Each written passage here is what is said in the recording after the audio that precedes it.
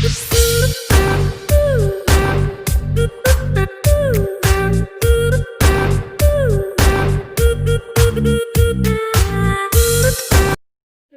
Back to Haripradarshini kitchen. எல்லோரும் நல்லா இருக்கீங்களா?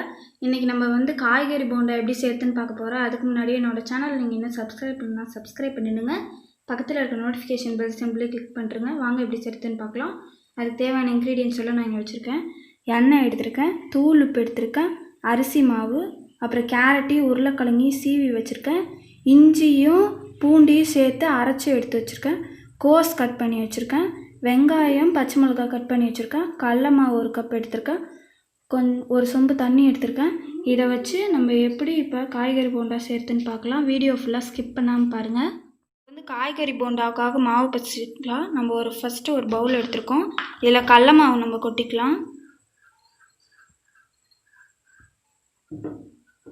நம்ம எடுத்து வச்சுருந்த அரிசி மாவு இதில் கொட்டிக்கலாம். இப்போ இதில் தேவையான அளவு தூள் உப்பு சேர்த்துக்கலாம். சேர்த்துட்டு இதை நல்லா மிக்ஸ் பண்ணிக்கலாம்.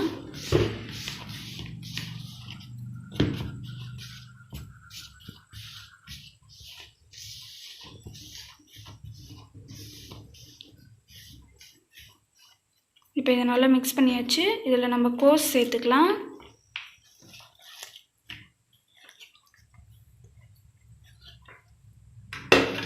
அப்புறம் நம்ம சீவி வச்சுருந்தோம்ல கேரட்டு, அப்புறம் உருளைக்கிழங்கு, இது ரெண்டுத்தையும் இதில் சேர்த்துக்கலாம். இதை நல்லா மிக்ஸ் பண்ணிக்கோங்க.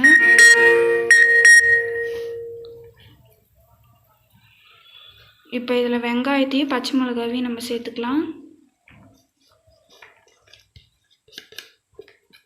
அப்புறம் இஞ்சி பூண்டு விழுது இருக்குல்ல, அதையும் நம்ம சேர்த்துக்கலாம். இது எல்லாத்தையும் சேர்த்து நம்ம நல்லா மிக்ஸ் பண்ணிக்கலாம். இதை நல்லா மிக்ஸ் பண்ணிட்டு நான் உங்களுக்கு போண்டா போடும்போது மிக்ஸ் பண்ணிட்டோம். இதில் வந்து நம்ம கொஞ்சமாக தண்ணி சேர்த்துக்கலாம். இந்த காய்கறியோட ஈரப்பதமே இதுக்கு போதும். இருந்தாலும் இது கொஞ்சம் டைட் ஆகும். அதனால நம்ம கொஞ்சமாக தண்ணி சேர்த்துக்கோங்க, அதிகமாக சேர்க்காதீங்க. கொஞ்சமாக தண்ணி சேர்த்தாலே போதும். இதை இப்போ நாங்கள் நல்லா மிக்ஸ் பண்ணி இப்போ நாங்கள் போண்டா போடும்போது மிக்ஸ் பண்ணிட்டோம். இதை வந்து நம்ம இப்போ எண்ணெயில் போட்டு பொரித்து எடுத்துக்கலாம்.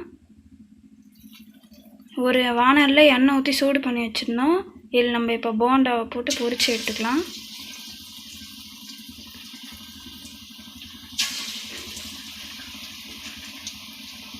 இப்போ போண்டா வந்து நல்லா பொரிஞ்சிட்ருக்கு.